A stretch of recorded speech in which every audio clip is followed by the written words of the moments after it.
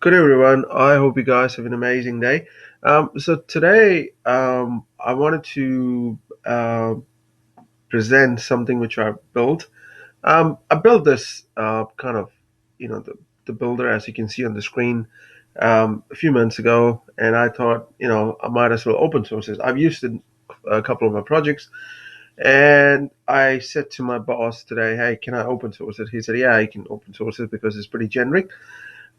So I'm gonna walk you through and I'll tell you the history why I decided to go and building this and how you guys can make use of it. So I will put my GitHub repo link in the description so you can, if you wanted to use it, you can go and use it, right? Okay. So in Salesforce, right, you can write Soql queries, right? You can write dynamic Soql queries or you can write the normal Soql queries, right? uh, Object typecast base, right? Which actually gives you the compile time checking, right? But sometimes you might have to end up writing complex dynamic Soql queries on the fly, right? Based on the requirement. So I had a requirement where I have to write a complex a dynamic Soql query, and the and I was a bit frustrated with the way in the past I've seen the people writing the Soql queries, especially the dynamic one. Right, they have a big chunk of blob of string with values like a lot of plus signs, like the string amending the strings, right, and then a lot of it was like cluttered kind of stuff, right? And then someone wants to add the validation there, someone wants to add the validation here. That was really kind of a messy thing to me when I looked at the code, and it kind of frustrated me because the Soql I wanted to write was pretty complex, and I wanted to make sure that hey, if I don't have a value, I should be able to exclude the condition from a where clause, right? So, for instance, I give you a very simple example. Let's say I wanted to get select ID name from an account where ID is not equal to say null and account and name in following and name in the list, right? Whatever. So now what happens is if you are not using a framework, right? You have to, write in your own, in the Apex code to say, hey, if this null is this, right? If the name is null, then then make sure that you have a separate where clause.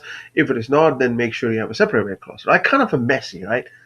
So to care for that, I just wrote this Soql builder. I thought it might be useful to you guys as well, as it's been very useful for me. And in saying so, you're most welcome to expand it, use it in your project. Just so this is my first contribution to um, Salesforce Apex community. I've contributed uh, before in the past to Ubuntu community back in the days, when I used to do non-Salesforce used to work.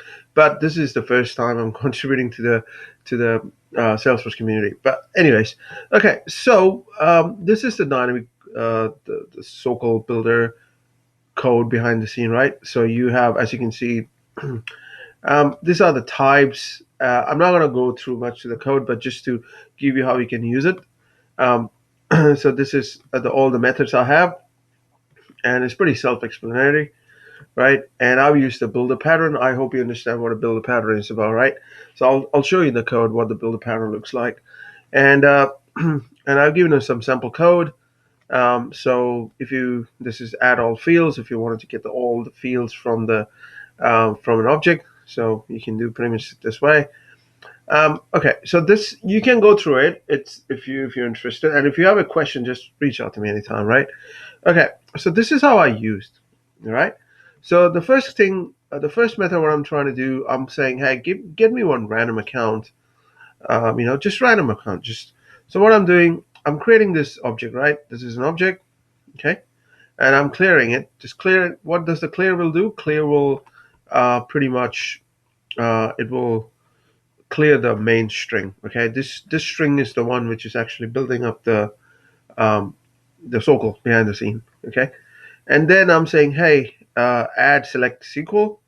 Uh, dot add field. So what I'm saying, hey builder, build me build me a Soql code where I'm saying put add select SQL. That means it will become select add fields. I'm saying add all fields. So what I'm saying, select everything to do with account ID name blah blah blah from account limit one. So this pretty much will give you that, right? And then I'm trying to see what's the value of the Soql return. So the build Soql will where is it? It will return the Soql string. This Soql string is the one which contains in your Soql dynamic code. Yeah. So that's pretty simple. And then you do database.query. Just remember one thing. If you might have seen the latest, the Apex thing where they can where Salesforce says, hey, you can do select find all, from an object, right? So you cannot use that with database.query. It will complain. So just to let you know. Okay. So now, say for instance, you don't want to use all accounts, right? Obviously, you don't want to use entire field, right? It's just an overhead because obviously when you write the Soql query, it's not like a SQL Server where you can select star from an account will give you every fields associated with the accounts. In Salesforce, although I said they've introduced select all, or you can use add all fields, which will give you every, you know, the field associated with that specific object you mentioned. But at times you might want to use, most of the times you might want to use few fields, right? So how do you do that? You create a list and put the name of the fields you wanted to include as part of your select statement. Then you say select um, um, SQL, which will actually add a select clause. Then add fields. You're saying choose this field and which object and limit. I'm adding the limit, right? So this is pretty simple, right? Okay, now I wanted to add the where clause, right? Obviously, if you have a simple where clause, you don't have to worry about the complex stuff. So all you have to do, as usual, create the list for. Just tidy it up. Just sorry. Just create the list for the names, which contains the list of names, field names, which is your API names, okay? And then the where clause. I'm adding the where clause you wanted to add, right? So I'm adding here, okay, this is the first clause where ID is not equal to null and, right? You have to specify and or, all right? If you wanted to add the bracket, you can add the bracket. So this is a very simple way to do that.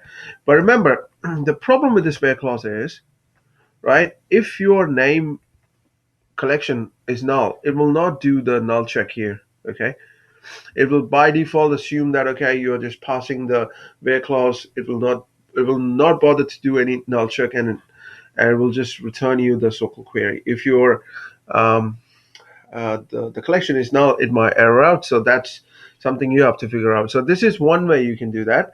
So this is a problem I had, right? The reason why I actually built the thing you before, right? Initially, I built this way, right?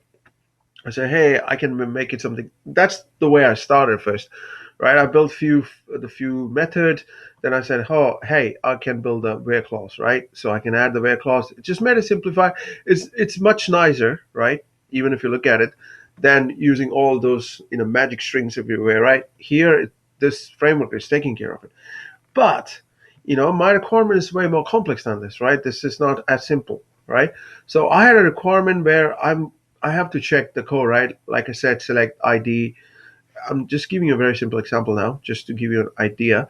Select ID name from an account where ID is not equal to null and name should be in this, right? A collection of name. So what if the name collection is null, right? In this case, say if you are dealing with a collection, right, it will not do the null check. Here, that's exactly what I'm doing. So what I'm doing, as usual, right, I'm clearing um, this string, the Soql string, right, and I'm setting the date because the date format. Um, you can set your date format if you want. So So if this is the default date format I'm doing. If you wanted to set your date format, just add the date format here, right? We'll just take care of it. Okay, so what I'm doing, I'm building a list, right? And saying, hey, this is the field name, which is the API name, okay, of the fields I want to get. And this is the name collection, right? So you might be getting a collection from somewhere, right? Maybe the name or passport number or whatever, right? You might be getting a collection. So I'm just replicating it. So I'm getting a collection here, okay?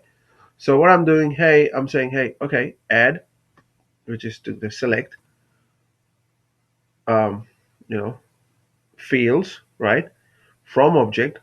And as you can see, the add where clause. Here I'm saying I don't want to use a regular where clause, right? So I'm just passing it null. So here you can see I'm not passing it null.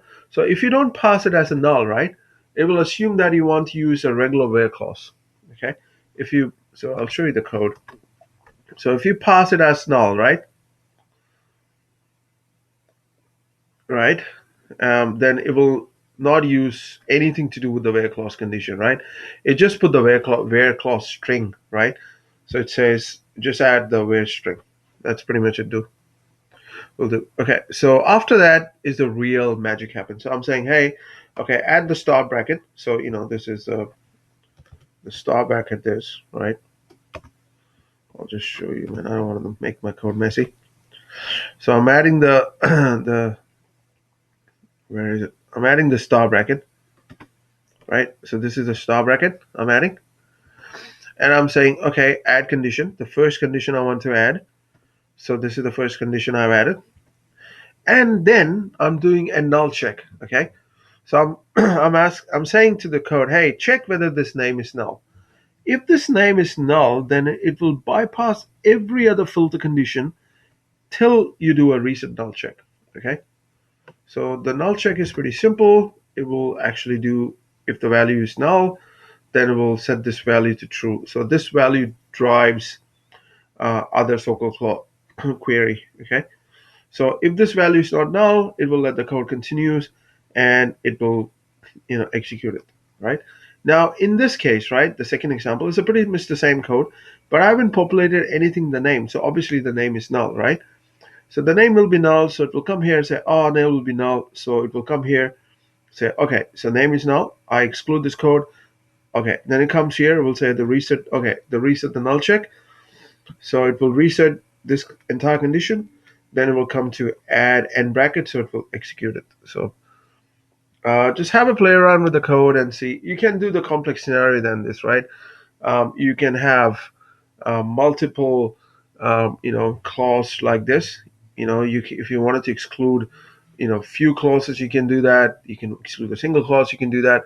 I mean, my requirement was a bit more complex than that, but it does the job, right? Yeah, you can argue that it can make the code a bit clunky, but the thing I would say that I'm not a person who prefer to write magical string everywhere. I just prefer to have something in place where the validation happens behind the scene, where I don't have to really worry about the validation of my fields, right? It just happens behind the scene. And also you can specify the type, as you can see, right? Add and condition. So what I'm saying is that I'm just saying, hey, add the and condition. So it will add and clause and then the rest of the where clause, what do you want it to add? And it's saying the name of the field, which is your API name, and this is your collection list. And I'm saying, okay, what type of field is it, right? You can have integer, you can have Boolean, you can have, Boolean doesn't make sense, right? It's either could be true or false. So you can have date, right? So you have to specify the type. And I, right now, I support, how many types? I support this type: string type, integer type, date time, boolean type, double type, right? These are the types I support. If you wanted to add more, it's up to you, right? So, okay, so you add the type and then you see, okay, um, add surrounding brackets. So what that means is that if you want to add the surrounding bracket to this entire, this clause, you can do that. So sometimes what happens, right? You have a complex where clause, right? You have to add one condition or and condition, right? So if you want to add a bracket, you can add that. If not, and then what sign you want to add this to be compared. So in sign, obviously, right? So that's right, and that's pretty much it, right? I mean, just play around with it and see what you think, right? I mean, you can use this in conjunction with the financial force if you like. So yeah, so that's that being said, I hope you guys enjoyed this session, and I hope you guys have an amazing Wednesday. Adios.